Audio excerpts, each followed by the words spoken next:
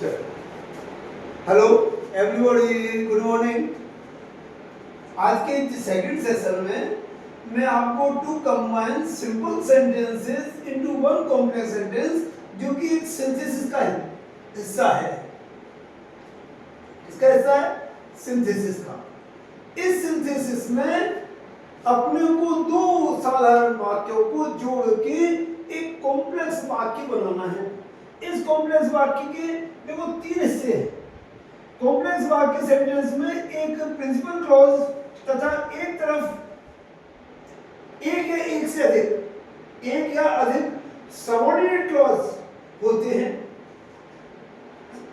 क्या होते हैं? Subordinate clause.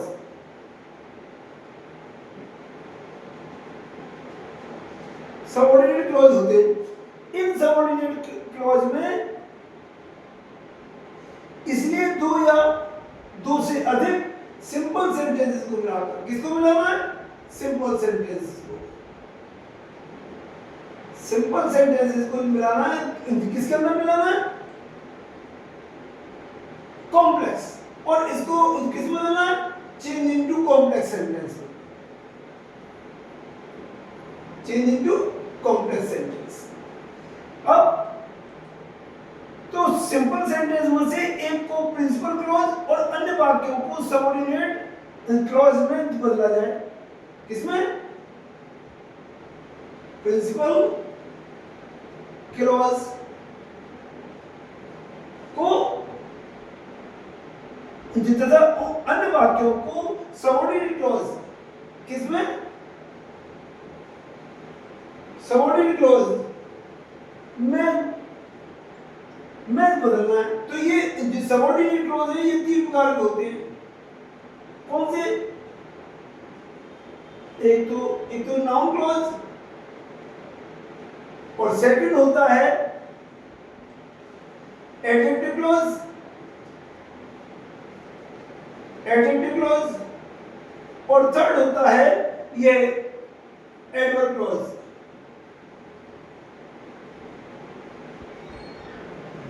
इसको कहते हैं संज्ञा खंड, इसको विशेषण खंड, और इसको एडवर्ब क्रिया विशेषण वाला खंड। तो आज अपन नाउन क्लॉज पढ़ेंगे। इस नाउन क्लॉज में चार प्रकार के वाक्य आते हैं। देखें आप, आज अपन पढ़ेंगे क्या? Noun clause. इस नाउन क्लॉज का प्रयोग करके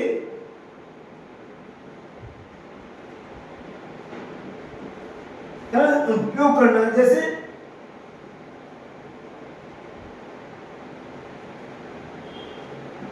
you are a thief, it is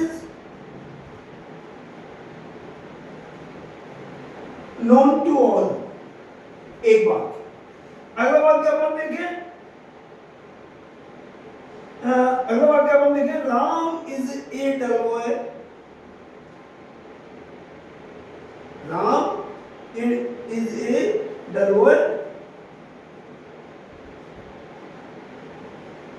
Everybody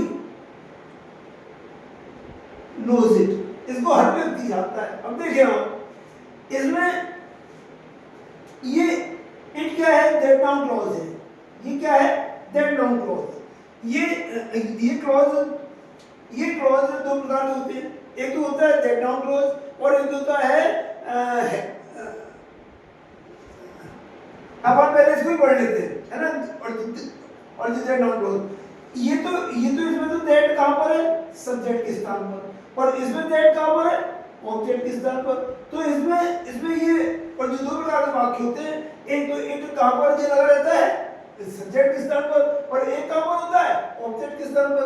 तो अपन जब ऑब्जेक्ट के स्थान पर करेंगे तो इसमें क्या करना है? अपने को दैट वाक्य के शुरू में लिखना है। दैट अपन को वाक्य के शुरू में लिखना है। और पहला वाला वाक्य है जिसमें कि इट नहीं है, उस वाले वाक्य को पहले लिखना है। That you are a thief। इसमें क्या करना है? दैट को अपने को पहले लगाना है, और जिस वाक्य में इट नहीं है उस वाले वाक्य को पहले लिखना है। और फिर इट को हटा के अपने को दूसरा वाला वाक्य जो भी तो उतार देना है, इज नोन टू ऑल। ये हो गया ऐसा। अब देखिए आप इसको एक बार और बता देता हूं। ये क्या है, दैट नाउन क्लॉज है। ये कौन सा, दैट नाउन क्लॉज। इसमें क्या है, एक तो इट कहां पर आता है, जिस सब्जेक्ट के स्थान पर, एक इसमें इट कहां पर आता है, ऑब्जेक्ट के स्थान पर। तो सब्जेक्ट वाला जो और जो दैट नाउन क्लॉज है उसको अपन क्या बनाएंगे, सबसे पहले अपने को क्या लगाना है, दैट लगाना है। जिस वाले स्थान पर, जिस वाले वाक्य में इट नहीं है उस वाले वाक्य को पहले लिखना है, और फिर दूसरे वाले वाक्य को इट को हटा के जो की त्यों लिख देना है। ये हो गया आपका। और जो सब्जेक्ट वाला, इसमें ऑब्जेक्ट वाला है, तो इसमें अपन क्या करेंगे, जिस वाले वाक्य में इट है उस वाले वाक्य को पहले लिखना है। एवरीबॉडी नोज, और इट के स्थान पर दैट लगाना है, और जिस वाले वाक्य में इट नहीं है उस वाले वाक्य को पहले लिखना है। Ram is a dull boy, ये इस तरह से करना है।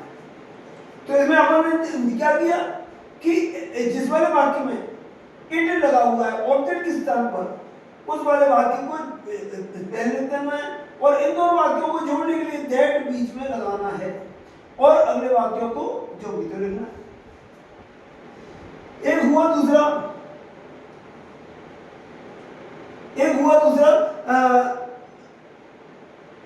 दूसरा प्रश्नवाचक क्लॉज।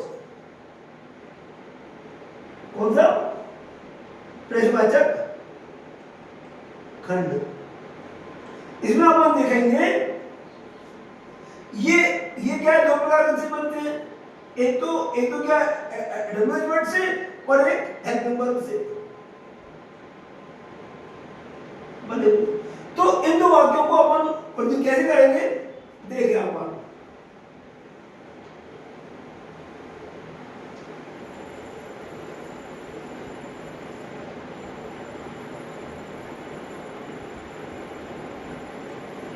जैसे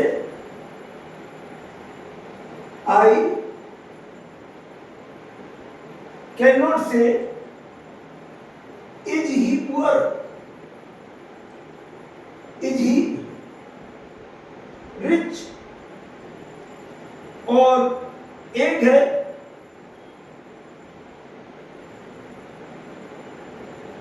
do you know why is she said, why is she said. देखना ये दो वाक्य हैं। इसमें क्या है, इसमें दूसरे वाले वाक्य में डब्ल्यूएच वर्ड है, इसमें पहले वाले वाक्य में हेल्पिंग वर्ब लगी हुई है। अगर इन दो वाक्यों को अपन जोड़ते हैं, इन दो वाक्यों को अगर अपन जोड़ते हैं तो इसमें अपन क्या करेंगे, देखो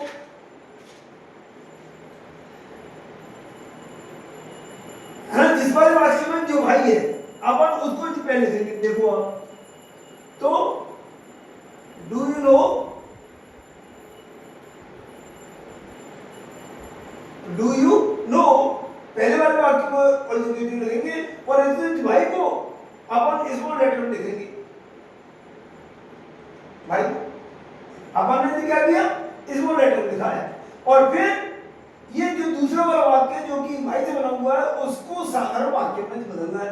तो भाई सी इज सैड, भाई सी इज सैड, इस तरह से हो जाएगा। अब एक बार आप कोई देखें ना, अगेन इसको देखते हैं। जिस वाक्य में डब्ल्यूएच वर्ड नहीं है उस वाले वाक्य को पहले लिखना है, फिर दूसरे वाले वाक्य में जिसमें डब्ल्यूएच वर्ड है उसको स्मॉल लेटर में लिखना है। किसमें लिखना है, स्मॉल लेटर में, उसको स्मॉल लेटर में लिखना है आपको। तो और दूसरे वाले वाक्य को जो ये है, दूसरे वाले वाक्य को साधारण वाक्य में बदलना है। जब डब्ल्यूएच वर्ड के बाद हेल्पिंग वर्ब आती है जब तो वो वाक्य प्रश्नवाचक होता है, और WH वर्ड के बाद जब हेल्पिंग वर्ब आती है तो वो वाक्य साधारण वाक्य कहलाता है। ठीक, तो अपने को ये क्या करना है, WH वर्ड के बाद में कर्ता लगाना, उसके बाद हेल्पिंग वर्ब जोड़नी और फिर उसके बाद ऑब्जेक्ट जोड़ना जो कि एडजेक्टिव के रूप में है। यस, अगला देखिए आप, इसमें क्या करना है, इसको पहले वाक्य को जो भी तो लिखना, आई कैन नॉट से। अब जिसमें हेल्पिंग वर्ब है उसमें जोड़ने के लिए अपने को इफ या वेदर लगाना है। क्या लगाना है, इफ या वेदर। ही इसका इजी रहेगा और रिच का रिच। अपने को इस वाले वाक्य को भी साधारण वाक्य में बदलना है। तो अपन ने देखा कि ये वाक्य जो पेशवाचक वाले हैं उसमें अपने को क्या करना है, एक तो होता है कि नाउन क्लॉज, एक होता है प्रश्नवाचक से बनने वाले खंड। तो इन दो वाक्यों में क्या होता है कि एक WH वर्ड से बना होता है, तो WH वर्ड वाले में तो हेल्पिंग वर्ब WH वर्ड को स्मॉल लेटर में देंगे और दूसरे वाले वाक्य को साधारण वाक्य में बदल देंगे। और इसमें पहले वाले वाक्य को जो भी तो लिखना है और फिर लिख करके इफ या वेदर में से एक लगाना है और दूसरे वाले वाक्य को साधारण वाक्य में बदलना है। ये हो गया आपका क्या, ये हो गया आपका क्या और नाउन क्लॉज। इस नाउन क्लॉज के टॉपिक में इतना ही है। अगर आपको कोई प्रॉब्लम हो तो आप पूछें या फोन करें, दैट्स ऑल। देखें आप अगला देखें आप,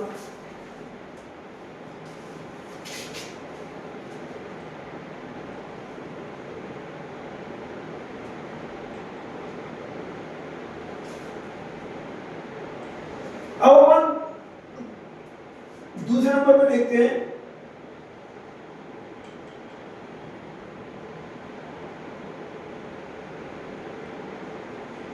एडजेक्टिव क्लॉज। कुछ लोग हमसे मांग कर रहे हैं कि 6वें और 8वें वाले वाली आप डालें, तो आज मैंने उनके लिए जेंडर का यूज डाला है, इसलिए ये सिंथेसिस से बीच में मुझे जोड़ना पड़ा और मैं कल कहीं बिजी था, इसलिए आप आज देखें एडजेक्टिव क्लॉज। एडजेक्टिव क्लॉज में क्या आता है, WH वर्ड्स। तो इन WH वर्ड्स को अपन देखेंगे। देखो एडजेक्टिव क्लॉज का प्रयोग उस स्थिति में करना उपयुक्त होता है जब एक वाक्य में किसी व्यक्ति या वस्तु के संदर्भ में और बदला गया हो। किसमें, व्यक्ति या वस्तु के संदर्भ में और बदला गया हो तो अपन एडजेक्टिव क्लॉज का उपयोग कर लेते हैं। अन्य वाक्य में उसी नाउन के संबंध में कुछ कहा गया है तो ऐसे में अपने को who, whom, which, that, when, where, etc. आदि संदर्भ को उपयोग में करना है। करके एक वाक्य को सबऑर्डिनेट बनाया जाता है तथा अन्य वाक्य को प्रिंसिपल क्लॉज बनाया जाता है। जैसे देखें आप, पहले आपको मैं शुद्ध लिखता हूं, देखो सजीव हो तो अपने को हु और हुम से एक लगाना। क्या, हु और हुम से एक लगाना है। निर्जीव हो तो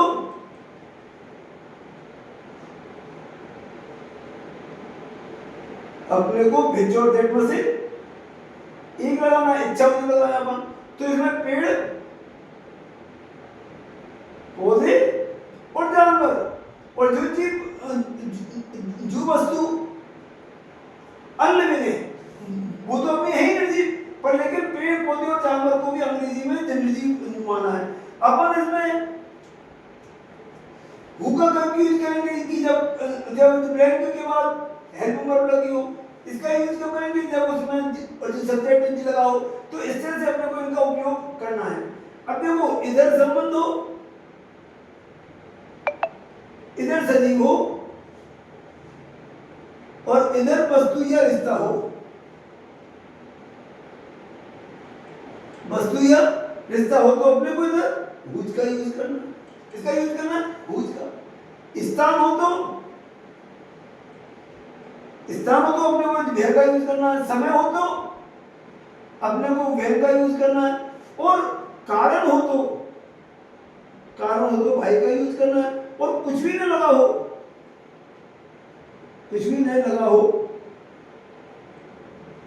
तो अपने को वर्ब लगी हो तो अपने को भाट का यूज करना है। आज मैं आपको इतना ही बताऊंगा, फिर मैं कल इसको फिर और स्पष्ट करूंगा, क्योंकि क्या है ना, मेरे पास टाइम की प्रॉब्लम है। मैं आपको इसको बता दूं, सजीव के लिए अपने को क्या लगाना है, हु और हु में से एक। अगर खालिस्तान के बाद वर्ब हो तो हु लगाना है, अगर सब्जेक्ट हो तो हु लगाना है, और निर्जीव हो, पेड़ पौधे जानवर हो तो अपने को विचोड़ एजेंट में से एक लगाना है। संबंध हो, इधर सजीव और इधर वस्तु या रिश्ता दिया गया हो तो अपने को हु लगाना है। स्थान हो तो वेर लगाना है, समय हो तो अपने को वेर लगाना है, और कारण हो तो अपने को भाई लगाना है। और कुछ भी नहीं लगा हो और वर्ब लगी हो तो अपने को भाट लगाना। अब मैं आपको इसकी एक्सरसाइज समझा देता हूँ थोड़ी सी।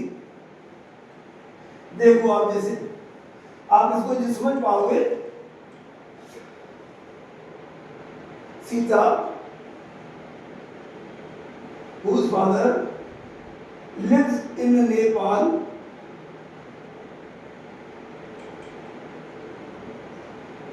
was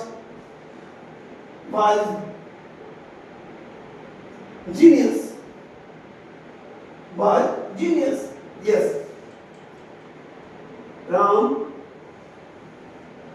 whose father died, was not at home, yes. The horse Khalistan I bought was a dear one। और ये थर्ड वाला है, फोर्थ वाला, listen what I say। इसमें पांचवा देखिए आप, पांचवा देखिए आप, the teacher teaches math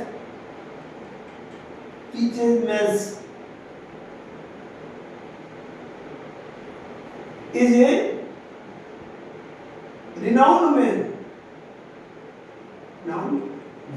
देखें आप, इसमें क्या करना है अपने को, जैसे इधर क्या है, सीता है, इधर क्या है, रिश्ता है, तो इधर सजीव और इधर रिश्ता है तो अपन लगाएंगे भूत लगाएंगे।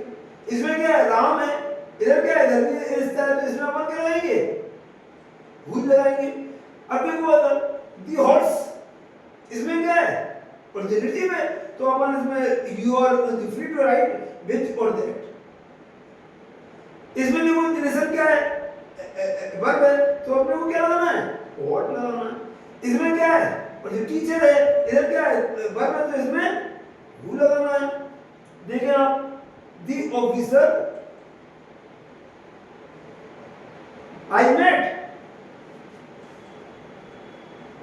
was an IAS। तो अपन और क्या करेंगे, तो दी ऑफिसर पर क्या है, सब्जेक्ट है, ये भी सजीव है, तो इसमें अपन क्या करेंगे, इसमें अपन हु का यूज करेंगे। अब ये तो है अपने ब्लैंक वाले, ये टॉपिक डिटॉच में भी आ जाता है। अब मैं आपको इसका जो दो वाक्यों को जोड़ना है, मतलब सिंपल सेंटेंसेस को जोड़ के एक कॉम्प्लेक्स सेंटेंस बनाना है, ये अपन कल